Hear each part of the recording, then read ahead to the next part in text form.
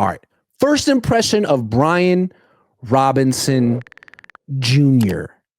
First of all, I said the Niners should trade for him, so good. He seems like a solid all-around back. He's tough. He's strong. He's powerful. He can catch the ball a little bit. That's my first impression of Brian Robinson Jr. He's tall. He runs a little upright. He's pretty good. Now, the thing about comparing him to Jordan Mason, there's a reason that Trent Williams compared him to Marshawn Lynch. I don't think Trent Williams is very complimentary, for the record. Like, he'd probably compare Jake Moody to Adam Vinatieri if you let him.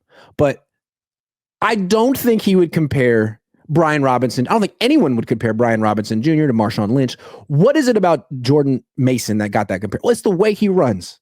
Some people run angry. You heard the concept? That's Mason. Doesn't practice, doesn't games. You could talk about, how good he is overall. He gets injured. He fumbles sometimes. He didn't catch a lot of passes, but he runs really freaking hard and with anger. He goes to the dark place and lives there, stays there. It's a nice quality for a running back. It's why he reminded me of Marshawn Lynch as well. One of the things I love most about Jordan Mason is when I told him that, he was like, "Who's Marshawn Lynch?" I'm like, look up his highlights. Came back the next day. He's like, "Man, why are you comparing me to a future Hall of Famer?" I'm like, "Because you're my favorite player of all time, Jordan." Anyway, he's gone. And you have Brian Robinson Jr.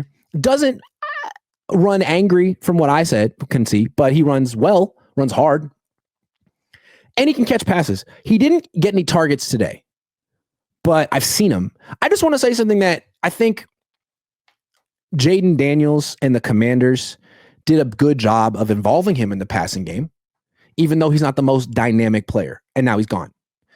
What I want to say about his receiving, whatever the targets and receptions and yards are, look at his average depth of target for his career. It's like -1 yards. He generally catches the ball behind the line of scrimmage. So is he, an incredible route runner? He's running swing routes. He's a check down option. He just plays with quarterbacks who throw him the ball, which brings us to Brock Purdy. He will check it down when Christian McCaffrey's out there. But when it's not Christian, he would prefer to run it himself or throw the ball really far down the field to his receiver who runs a 4.7, Juwan. So I wonder if Robinson's production was just a function of being on the Commanders. And if he ever gets on the field here, he'll be used essentially how Jordan Mason was used, which is, a bunch of carries and minimal targets. I'm just saying. It's not like Brian Robinson is going to be lining up in the slot and running option routes and whip routes and Texas routes and all those things, that wheel routes, all the things that Christian McCaffrey runs to get open down the field. That's what makes Christian McCaffrey so good as a receiver. He's not catching swing passes over and over and over again. He's actually running a lot of routes. What is his average depth of target? Let's look. Last year was 3.2 yards past the line of scrimmage. The year before that, it was 1.8. Jordan Mason's about 3 yards past the line of scrimmage. So, it's nice to have another check down option so Brock Purdy doesn't try to do too much, because when he tries to do too much, it's not great. So, there is that. It's a nice move. I just feel like the better move would have been to keep the running back they signed as an undrafted free agent themselves. Because even if Brian Robinson Jr. works out, he's gone next year. It's a short-term Band-Aid until they can find a better backup than Isaac Guerendo.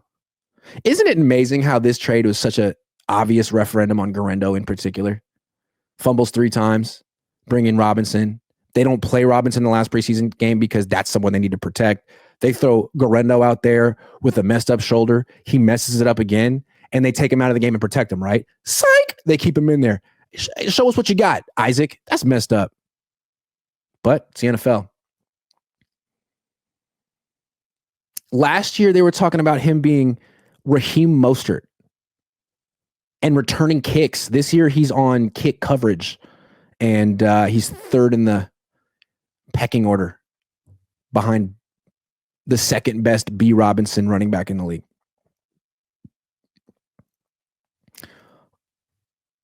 Joseph Ernberg says, Grant, is B-Rob just a younger Patrick Taylor? No, he's way better than Patrick Taylor. No offense to Patrick Taylor, but like, he's way better than Patrick Taylor. COVID killed standing on business. I'm bringing it back. Would Luke McCaffrey be viable if he gets cut? Oh, yeah, man. Anytime you can add the younger brother of a player already on the team, you got to do that, man. This is a, friends and family affair. I hope they do.